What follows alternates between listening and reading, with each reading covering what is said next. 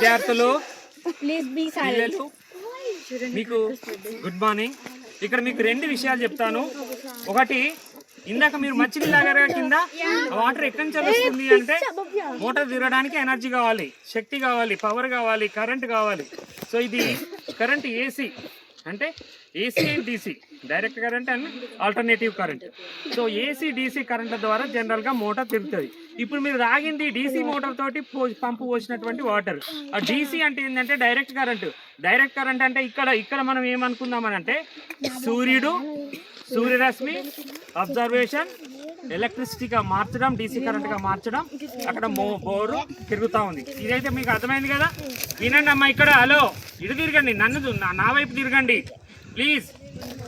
So ఇది ఏంటి అని అంటే ముఖ్యంగా సూర్యుని ద్వారా నడిచేది శక్తి, సూర్యశక్తిని మనం గ్రహించుకొని మనము విద్యుత్తును ప్రొడ్యూస్ చేసుకుంటున్నాం.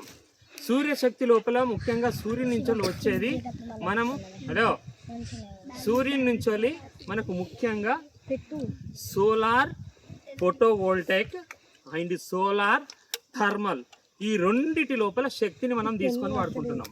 ఫస్ట్ ఇక్కడ మనం సోలార్ ఫోటోవోల్టాయిక్ గురించి మాట్లాడుకుందాం. సోలార్ ఫోటోవోల్టాయిక్ టెక్నాలజీ ద్వారా ఇక్కడ సౌరశక్తిని డీసీ రూపంలోకి మనము మార్చుతున్నాం.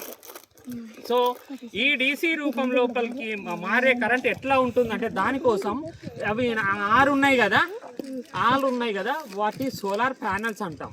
అందులోపల సెల్స్ ఉన్నాయి, గ్రిడ్స్ ఉన్నాయి.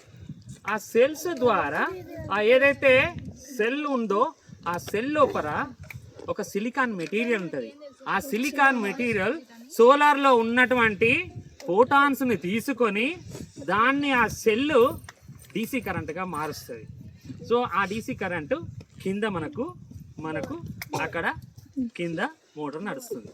సో సోలార్ ఫోటోవోల్టాయిక్ టెక్నాలజీ అంటాం. ఓకే, ఇక్కడ వరకు అర్థమైంది కదా. ఇంకొకటి అనుకున్నాం మనం, ఏంటిది సోలార్ థర్మల్ అంటే ఇది ఏంటి, ఫోటాన్స్ ద్వారా, అంటే అక్కడి నుంచో ఫోటాన్స్ ద్వారా మాత్రమే కరెంటు కన్వర్ట్ అవుతుంది. రెండోది సోలార్ థర్మల్. సోలార్ థర్మల్ అంటే ఏంటంటే సూర్యుని నుంచి వచ్చే వేడిమి, కిరణాల ద్వారా వచ్చే వేడిమి ఏదైతే మనం ఇట్లా పెట్టుకున్నామో ఎండ తగలకుండా, ఆ వేడిమి నుంచోలి ఉత్పత్తి చేసుకునే వ్యవస్థ కరెంటు శక్తి థర్మల్. ఉదాహరణకి మనం సూర్యుని నుంచి వచ్చేది అది ఉంది కదా, ఆ సూర్యకిరణాలను అన్నిటిని ఒక ప్లేస్లో పడేస్తే అక్కడ మనకు మంట పుడుతుంది. అదే మనం ఏంటి దుర్బిని అంటాం కదా, లెన్స్ ద్వారా కూడా మనం మండిస్తాం కదా, ఆ టెక్నాలజీ అన్నట్టు. సో ఆ రకంగా సోలార్ ఫోటోవోల్టాయిక్, సోలార్ థర్మల్, ఈ రెండు శక్తులను మనం వాడుకోవాలి. ఎందుకు అనంటే ఇది రిన్యూవబుల్ ఎనర్జీ. ఇప్పుడు కోల్ ఉంది, పెట్రోల్ ఉంది, అది నాన్ రిన్యూవబుల్. ఎంతసేపు అయితే మనం తోడుకుంటామో అది అయిపోతుంది, మళ్ళీ పునరుత్పత్తి జరగదు. కానీ ఇది ఎప్పటికీ పునరుత్పత్తి. అందుకే దీన్ని సోలార్ టెక్నాలజీ, మనం ఈ టెక్నాలజీ ఉపయోగించుకోవాలి. ఇది సోలార్ ఎనర్జీ గురించి మనం మాట్లాడుకున్నాం. రెండోది ఏంటంటే మీరు కూర్చున్నటువంటి రాక్స్ ఒకసారి అబ్జర్వేషన్ చేయండి, ఎట్లుంది మొత్తం అంతా క్రాకింగ్ అవుతుంది. ఎందుకు అవుతుంది? Because of weathering right. Weathering అంటే ఏంటిది? exposed to sunlight, exposed to air, exposed to steam, exposed to heat, exposed to temperature, exposed to rain, exposed to water velocity, flow, etc. Weathering ద్వారా అది కరిగిపోతుంది. జనరల్గా ఇది సెడిమెంటరీ రాక్స్ లోపల ఇది జరుగుతుంది. ఓకే, ఇది జరుగుతుంది. ఈ రకంగా మెల్లగా కిందికి కొట్టుకొని పోతే దాన్ని ఎరోజన్ అని కూడా అంటాం.